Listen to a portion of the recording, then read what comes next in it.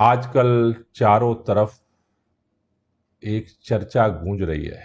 फिर एक बार देश के विद्यार्थियों के साथ, युवाओं के साथ धोखा हुआ है। नीट का जो यूजी पेपर था, लीक हो गया। छोटी सी बात है, पेपर लीक हो गया। लेकिन आपको यह जान करके आश्चर्य होगा, ये 2026 नीट यूजी का पेपर केवल लीक नहीं हुआ है, भारत के 22 लाख युवाओं का भविष्य लीक हो गया। एक बार सोचने की आप कोशिश करिए, एक किसान का बेटा, एक मजदूर का बेटा, एक व्यापारी का बेटा, एक गरीब की बेटी, एक मेहनतकश की बेटी अपने जिंदगी के भविष्य को बेहतर बनाने के लिए अपना सब कुछ दांव पर लगा करके जब तपस्या करते हैं एक कमरे के अंदर, पेपर की तैयारी करते हैं, क्या उनके दिल पर गुजर रही होगी जब उन्होंने ये सुना कि उनकी सारी मेहनत, सारी तैयारी, उनके सपनों पर पेपर लीक ने पानी फेर दिया। उन मां बाप के दिलों पर क्या गुजर रही होगी। और ये एक बार की बात नहीं है, भारत के अंदर पेपर लीक एक घटना बन गई है। आज हर विद्यार्थी, हर मां बाप के दिल में यह दहशत है कि आज अगर हम किसी भी एग्जाम की तैयारी करें तो उसका पेपर लीक होगा या नहीं होगा। और ये ऐसे नहीं दहशत पैदा हुई है, ये डर इतना गहरा जो बैठता जा रहा है नौजवानों के अंदर, विद्यार्थियों के अंदर, वो ऐसे नहीं बैठ रहा है। अगर हम आंकड़े की बात करें तो 2014 से लेकर के अब तक अलग अलग परीक्षाओं में 93 पेपर लीक हो चुके। इन सारी परीक्षाओं में जिन विद्यार्थियों ने, नौजवानों ने अपने भविष्य को बेहतर करने के लिए तैयारी की, एप्लीकेशन डाली, 6 करोड़ युवा जिन्होंने सपने देखे और उन सपनों पर पेपर लीक ने पानी फेर दिया।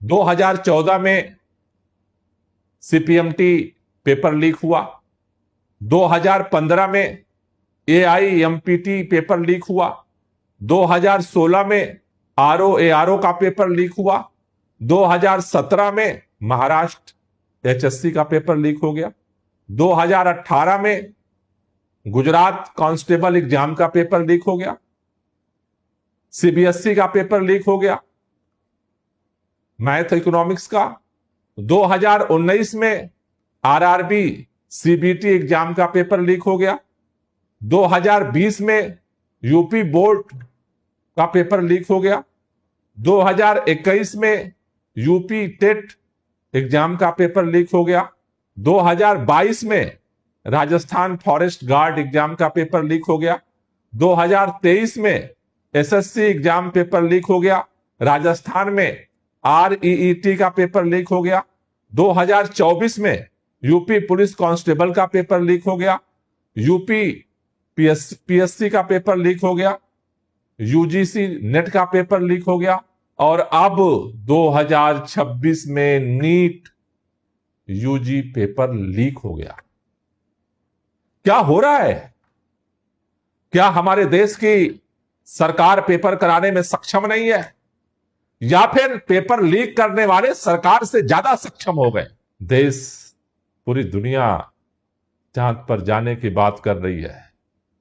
देश की सरकार बड़ी बड़ी सपने दिखाती है, लेकिन लोगों के मन में एक छोटा सा सवाल है कि क्या सरकार निष्पक्ष तरीके से पेपर कराने में सक्षम नहीं है, या फिर सरकार के संरक्षण में ही पेपर लीक हो रहा है?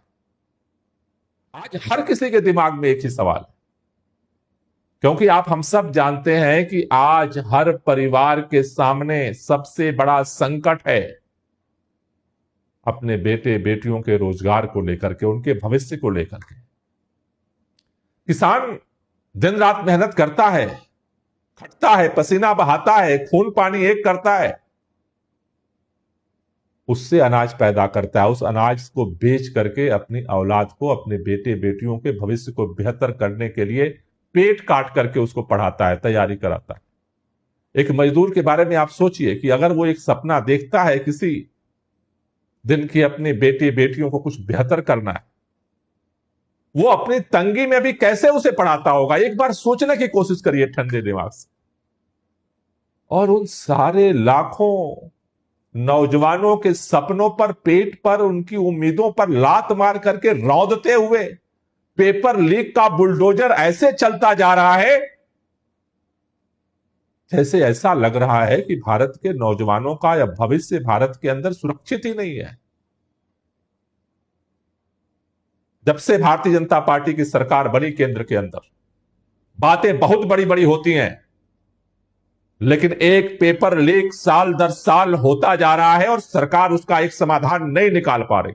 क्यों हो रहा है आखिर ऐसा? क्या ऐसा कोई समाधान है? या फिर हर बार लाखों नौजवान अपने सपनों को लेकर के दिन रात खपेगा, तपस्या करेगा, तैयारी करेगा और उनके सपनों का ऐसे ही खून कर दिया जाएगा?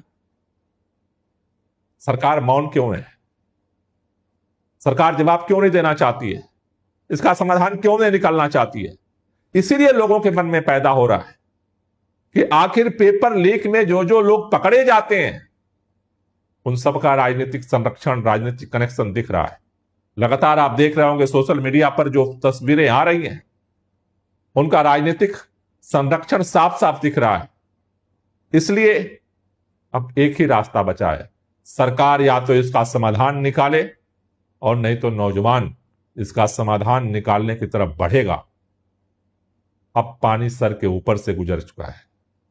या तो आप कुछ करो, नहीं तो फिर नौजवानों को कुछ करना पड़ेगा और नौजवान चुप नहीं बैठेगा। समाधान चाहिए। देश का भविष्य देश का नौजवान है और देश के भविष्य को बेहतर करने के लिए नौजवानों के भविष्य को बेहतर करना जरूरी है। और नौजवानों के भविष्य के लिए परीक्षाओं का सही तरीके से होना जरूरी है। और अगर यह सरकार सुनिश्चित नहीं करती है तो नौजवान सुनिश्चित करेगा। जय हिंद।